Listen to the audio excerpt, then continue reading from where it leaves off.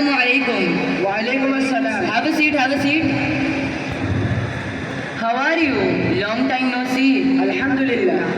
What about you? Alhamdulillah, I'm also fine. Nice to see you. Hamad, how come our school introduced this wonderful program? No idea, but it's a brilliant step to keep the children linked to their school forever. Here comes Affan. Hey Affan, what's up? Barely recognize you, man. You must slipped down a lot. Married or something? Hey brother, always in a joking mode. Nah, just hitting the gym. Oh, I see. Well, guys, what would you like to have? Tea or coffee? Everybody tea? भाई 70 बक्स चाय ले लो 4 में 6. By the way, Affan, what have you been up to? Finished your degree or what? Yeah, got my software degree done and now diving into an AI course. Oh, AI man, it's causing havoc. People are losing job left and right because of it. Why? Have you also been fired out? No, nothing like that. Come on brother, it's all about perspective. Technology isn't here to destroy, it's here to make things easier. Totally agree.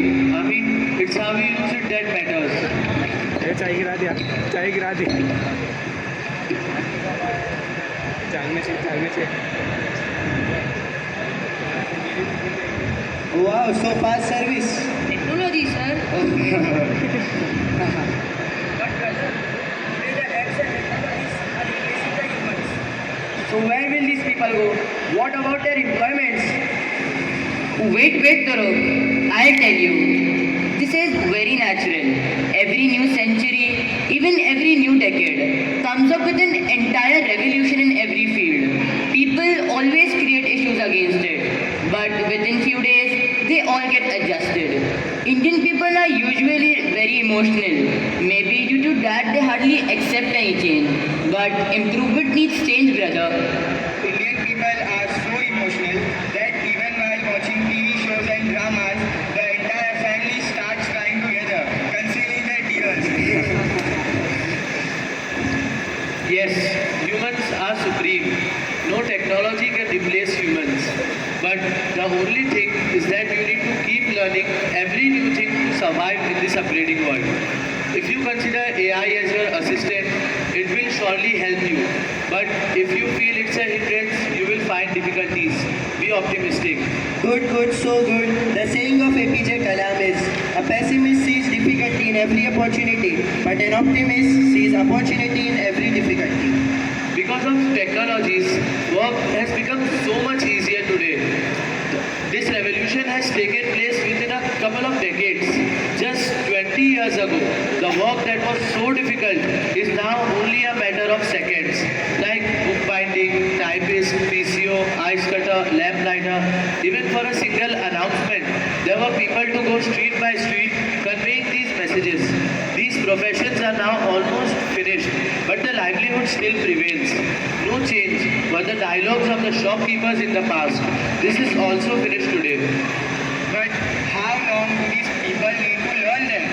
See me, I have been running a mobile shop, well earning and no need to update any knowledge. Whatever new mobile comes in the market, just take its stock and carry on happily. Learning has also some age limits, yaar. See, Nofil, as long as you are living, you can learn and you should if you want to grow. See, the Anbiya alayhi salam were the best knowledgeable people of their time.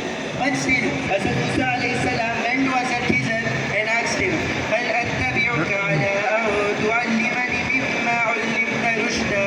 Teach me some of the rightful knowledge you have been given. So, being a Nabi, if he can stay for a long time to learn new things, why can't we? I understood. Very good example you give. But what about Madaris? We see no changes in them. The elder of Madaris should also come up with changes. They seem stuck. What do you say, Hamad? Don't mind. I am suggesting you as a studying there. Oh dear, have you ever visited Madaris? They are the base of all success. Our knowledge is temporary. Our knowledge is physical. But their knowledge is physical as well as eternal. Our lives are very short. Soon we are going to see eternal life. And it's Madaris only that teaches us the way to get success in eternal life. भाई कितना हुआ? 120. Wait, Nofil. Let it be. No, I will give it. I will give. Okay.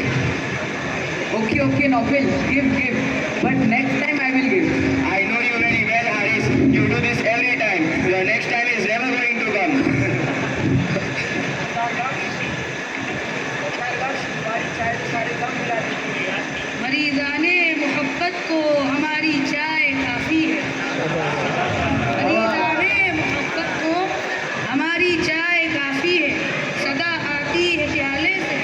साथियों, अल्लाह शाफी है। See, the story of Hazrat Khizr is one of the best example of the importance of madaris. Please listen carefully and try to understand the concept. When Hazrat Khizr and Musa alayhi salam went to a village where the people not only unwelcomed them but also hurt them physically, there Hazrat Khizr repaired a wall about to be broken. Hazrat Musa alayhi salam even argued, "You would have at least charged something in return. Why did you repair that wall, even though the people of that village hurt us?" Hazrat Khizr replied, "There is a treasure under that wall, which belongs to two orphans, and I repaired it so that it should not be looted by wrong people, and those children can get it in the proper time." So, what does it relate to madaris? How can you relate anything with Quran Hadith? Quran Hadith is different and your personal life is different. We live in a secular world, Hamad. Nofil, secularism does not imply compromising with your religion. Nation is just a part of a faith. Keep that in mind. बाजू तेरा तौहीद की कुव्वत से कवि है, बाजू तेरा तौहीद की कुव्वत से कवि है, इस्लाम तेरा देश है, तू मुस्तफवी है. Actually, this is the major problem that we keep Quran Hadith aside in our daily life. Even Allah has sent Quran and Hadith to guide us in each and every aspect of life. In Islam, nothing is out of Quran and Sunnah. Even Hazrat Muhammad sallallahu alaihi wasallam said, "I leave behind me two things with you. As long as you hold them tightly, you will never go astray. Those are Quran and my Sunnah." We shouldn't think of ourselves only. We are universal ummah of universal Nabi. What superiority will remain if we restrict our life to personal gains? Maulana Abul Kalam Azad said, "If your life is not benefiting your nation, then you are like a living corpse for your people." See, Nofil, the treasure under that wall is the education of Deen, and that wall is Madaris. Madarises today are working to keep that treasure safe, and those orphans are you and we and the entire Ummah. When the proper time will come, that treasure will be used accordingly. Great! What a great book Quran Kareem is! A solution to every problem. As if it was revealed for today only. It's my bad that I never tried to go through with it. And that treasure is not bounded with Zabar, Zer or Pesh, but it has all the teachings of leadership, business, social and political life, economics, defenses, ministries, even knowledge from pre-birth till eternity. And it is all being imparted in Madaris. Part of that wall is in our summer school also, right? As here also, the ulama are teaching us the knowledge of deen. You are right. We should study and apply Quran and Sunnah to our entire life. Yes, but the work is not done. The number of schools are still less than the number of children today. The aim of a school is not to bound these teachings to the students of Safa school only. We need to universalize this system. There is a requirement to open Safa school in every society, and this reunion of students is also a reminder of Safa's aim. You are right. Thank you, Jazakallahu Khaira. May Allah accept the sacrifices and the efforts of our elders and the founders of our school, as well as the ulama and teachers who have almost given their complete life in making us true mu'min and true human. Allah sees our heart. Who would have thought a small step taken by Shahab Sir Rahmatullah alayh would reach to these higher peaks? Yes, Allah definitely sees our inner intentions.